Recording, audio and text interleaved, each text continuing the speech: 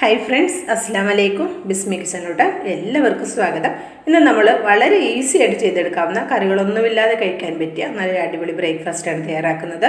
അതിനായിട്ട് ഞാൻ 250 ml കപ്പിൽ 1 കപ്പ് പച്ചരി നന്നായിട്ട് കഴുകി 5-6 മണിക്കൂർ ഒന്ന് കുതിർത്തെടുത്തതിന് ശേഷം മിക്സിയുടെ ജാറിലേക്ക് വാരിയിട്ട് കൊടുത്തിട്ടുണ്ട്. ഇനി അതിലേക്ക് ആവശ്യത്തിനുള്ള വെള്ളം കൂടി ചേർത്തിട്ട് നമുക്ക് നല്ല പേസ്റ്റ് പോലെ ഒന്ന് അരച്ചെടുക്കാം. അപ്പോൾ ഞാൻ നന്നായിട്ടൊന്ന് അരച്ചെടുത്തിട്ടുണ്ട്. അത് നമുക്ക് ഇതേപോലെ ഒരു ബൗളിലേക്ക് ഒഴിച്ചു കൊടുക്കാം. ഈ മിക്സിയുടെ ജാറിലേക്ക് കുറച്ച് വെള്ളം കൂടെ ചേർത്തിട്ട് മിക്സി ഒന്ന് ചുറ്റിച്ച് ഇതിലേക്ക് ഒഴിച്ചു കൊടുക്കാം കേട്ടോ. ഇനി ഇത് രണ്ടും കൂടി നന്നായിട്ട് മിക്സ് ചെയ്തെടുക്കണം. അപ്പോൾ നമുക്ക് ആവശ്യത്തിനുള്ള ഉപ്പ് കൂടെ ചേർത്ത് കൊടുക്കാം.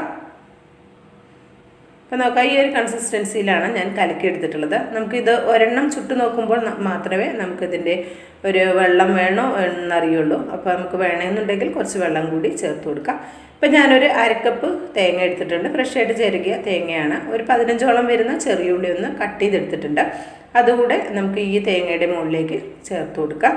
അതിനുശേഷം നമുക്ക് കൈകൊണ്ട് ഇത് നന്നായിട്ടൊന്ന് മിക്സ് ചെയ്തെടുക്കാം. തേങ്ങയുടെ ആ പാലും ഇറങ്ങും, ആ ഉള്ളിയുടെ ടേസ്റ്റും തേങ്ങയിലേക്ക് ഇറങ്ങും. ആ രീതിയിൽ കൈകൊണ്ട് നന്നായിട്ടൊന്ന് മിക്സ് ചെയ്തെടുത്താൽ മതിയാകും.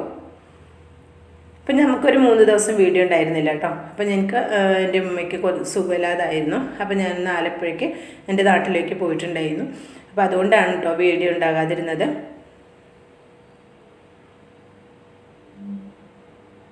അപ്പോൾ ഞാൻ അതേ കൈ കൊണ്ട് നന്നായിട്ടൊന്ന് മിക്സ് ചെയ്തെടുത്തിട്ടുണ്ട്. അപ്പോൾ ഇത് നമ്മുടെ അരച്ച് വെച്ചിട്ടുള്ള നമ്മുടെ ബാറ്ററിലേക്ക് ഇട്ട് കൊടുത്തതിന് ശേഷം ഇതിലെല്ലാം കൂടി നന്നായിട്ടൊന്ന് മിക്സ് ചെയ്തെടുക്കാം.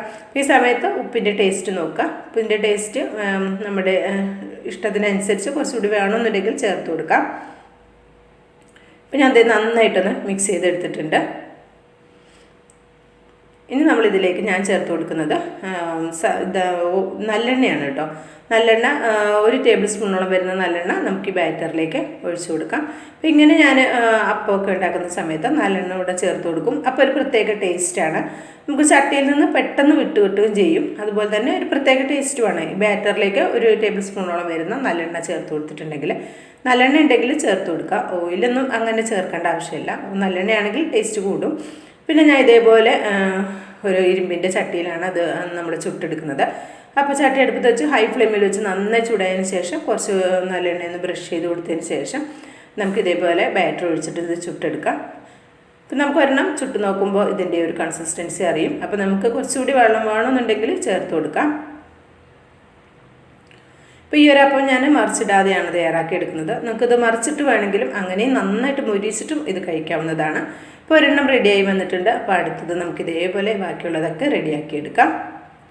ഇരുമ്പിൻ്റെ ചട്ടി ആയതുകൊണ്ട് മാത്രമാണ് നമ്മൾ ഇത് ഓരോന്നും ഒഴിച്ചു കൊടുക്കുന്ന സമയത്ത് നമ്മൾ നല്ലെണ്ണ ഒന്ന് ബ്രഷ് ചെയ്യുന്നത്. നോൺ സ്റ്റിക്കൊക്കെ ആണെങ്കിൽ അതിൻ്റെ ആവശ്യം വരുന്നില്ല. അപ്പോൾ നമ്മളിത് രണ്ടാമത്തതും ഇവിടെ റെഡിയാക്കി എടുത്തിട്ടുണ്ട്. ഇതേപോലെ ബാക്കിയുള്ളതും റെഡിയാക്കാം. അപ്പോൾ ഇത് മുഴുവനും ഇവിടെ റെഡിയാക്കി എടുത്തിട്ടുണ്ട്. അപ്പോൾ നല്ല സോഫ്റ്റ് ആയിട്ടുള്ള വളരെ ഈസി ആയിട്ട് നമുക്ക് തയ്യാറാക്കി എടുക്കാവുന്ന, സമയം ഇല്ലാത്ത സമയത്തൊക്കെ പെട്ടെന്ന് റെഡിയാക്കി എടുക്കാവുന്ന ഒരു അടിപൊളി ബ്രേക്ക്ഫാസ്റ്റാണ്. അപ്പോൾ എല്ലാവരും ഒന്ന് ട്രൈ ചെയ്ത് നോക്കണം. അഭിപ്രായം അറിയിക്കണം, ലൈക്കും ചെയ്യണം. ബിസ്മി കിച്ചൺ എന്ന യൂട്യൂബ് ചാനൽ സബ്സ്ക്രൈബ് ചെയ്ത് കാണുന്ന എൻ്റെ എല്ലാ പ്രിയ കൂട്ടുകാരും ഒന്ന് സബ്സ്ക്രൈബ് ചെയ്ത് സപ്പോർട്ട് ചെയ്യണം. ഇൻഷാ അല്ലാഹ് അടുത്ത നല്ലൊരു അടിപൊളി വീഡിയോയുമായി വരുന്നവരെ എല്ലാവർക്കും നന്ദി, നമസ്കാരം.